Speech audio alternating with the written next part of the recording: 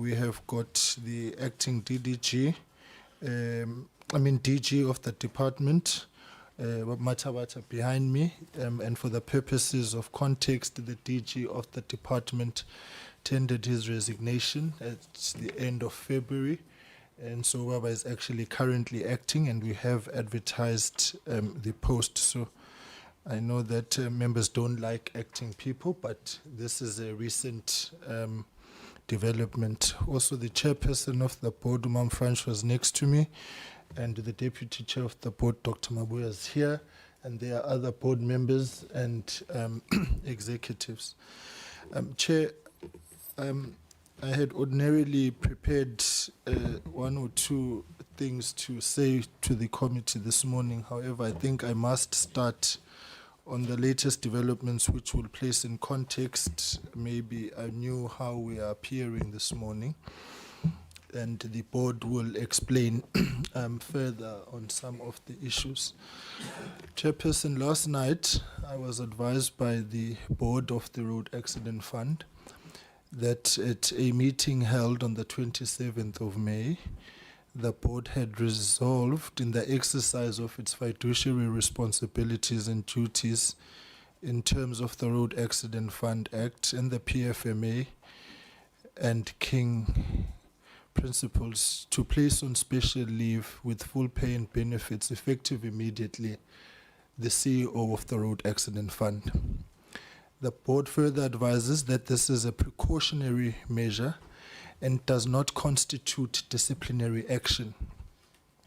This decision is made in accordance with the board's responsibility to manage and control the fund as provided for in Section 10 of the Road Accident Fund Act and the accounting authority for the fund in terms of Section 49 of the PFMA.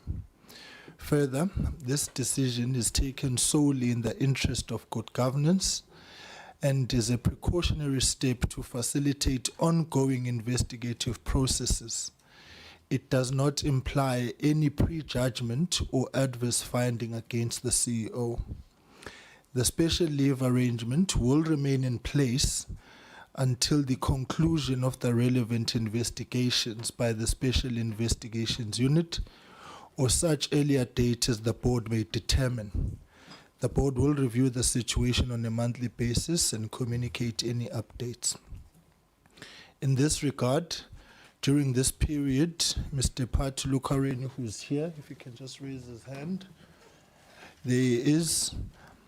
will serve as the acting CEO to ensure the continuity of operations. So, Chair, I thought I should start there because I believe that that places in context anew our engagement, and then to secondly indicate that as the shareholder, the ministry, this is a decision we support that the board has taken and believe that it is in the collective interests of the investigation, particularly in its final stages. As you are aware, you are in possession of a preliminary report of the SIU on RAF matters. The second point I would like to raise, Chairperson, is that at this stage, or up to now, we as the ministry and the department have not been briefed or appraised by the SIU on any of the matters of the investigations. We have not had opportunity to engage the SIU either on the matters, and therefore we do not have the benefit of the committee's perspective on matters which may be before it. Are we aware that there's an investigation going on? Yes, we are. But in terms of where that investigation is, in terms of whether there are any outcomes, all we have, Chairperson, is what you have, what we have in the public domain, rather, that there have been certain processes or issues and so on.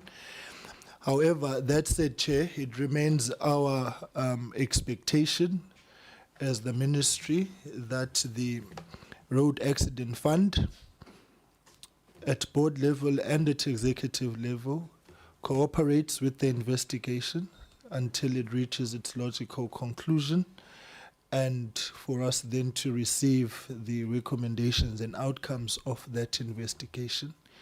However, I do believe that the board would have applied its mind in the matters before it, and in the matters before this committee, and in the matters before the SIU, to arrive at the decisions that they've arrived at. Furthermore, Chairperson, obviously there is a presentation to the committee, a report which seeks to answer some of the questions that had been placed before the board and RAF ahead of this meeting.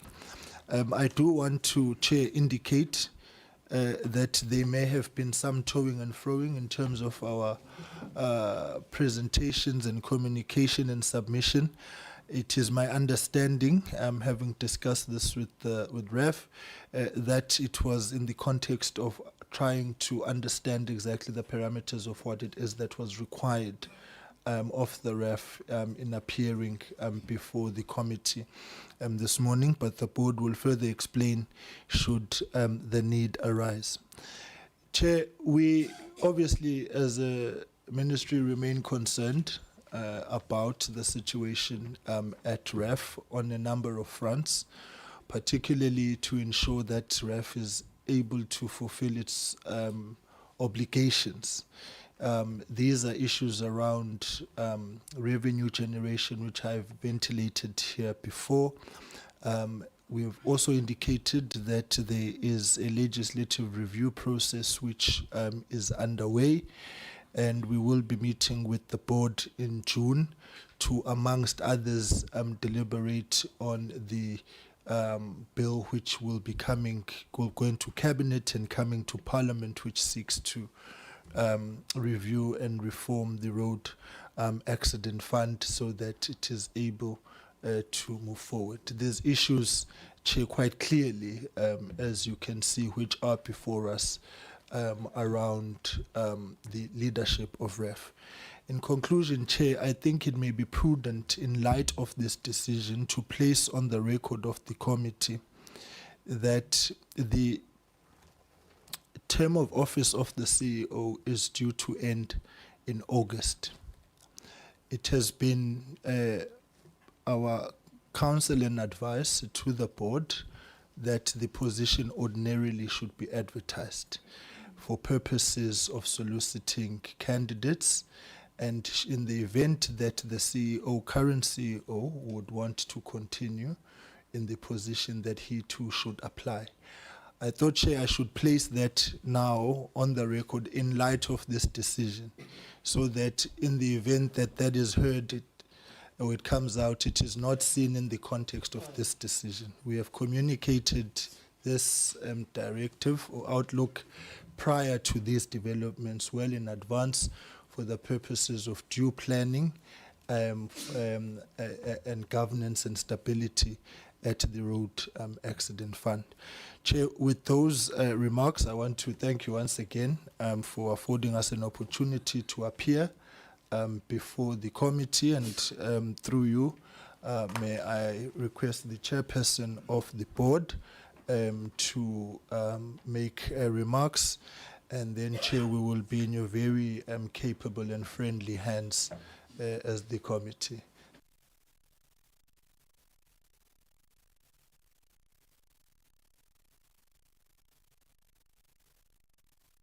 We'll start with... No, sorry. I thought, I apologize for the disconnect. Thank you, Deputy Minister. I think let me note your very emphatic point around the position of the department regarding the court action against the Auditor General, and also your statement that the board should reconsider its decision so it can focus on paying the claimants. I note that, Deputy Minister. Regarding the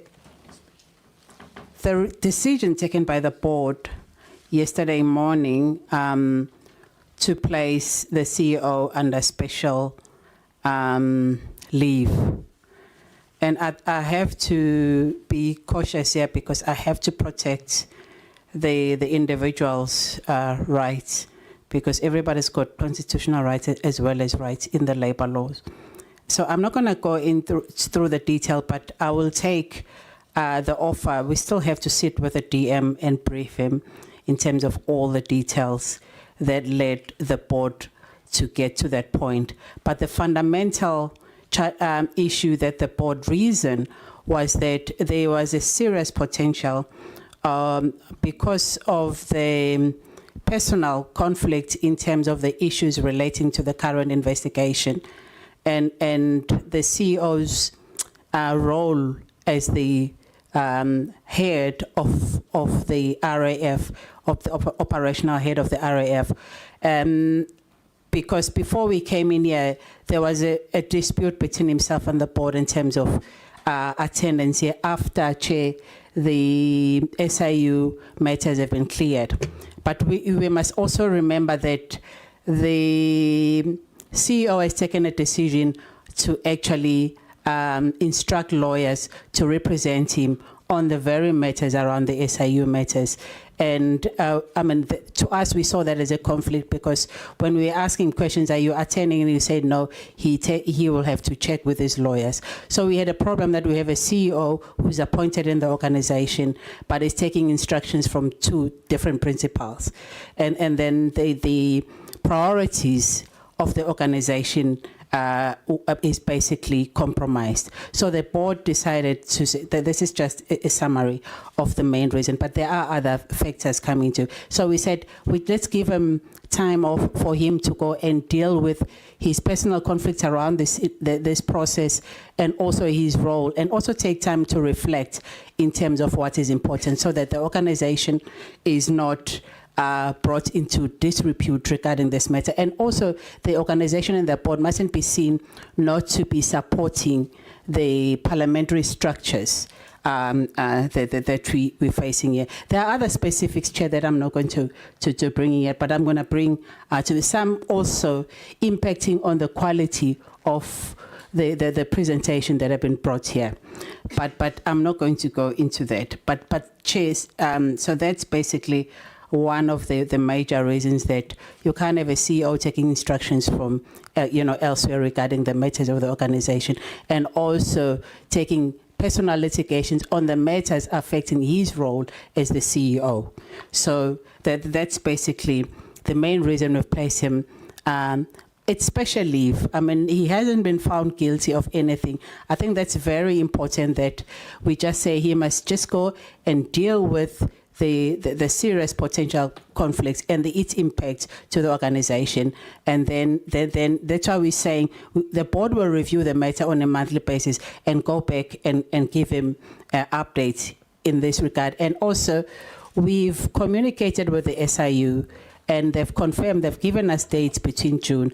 So the board will meet with the SIU and then maybe get some sense of because the other serious allegations that we've received from the Ministry of Transport was that there's allegations around serious potential interference by the executives of the RAF and some staff members around the SIU investigation. So the board takes those things seriously. So we thought that let's distance him from the process and allow the investigation process to be finalized.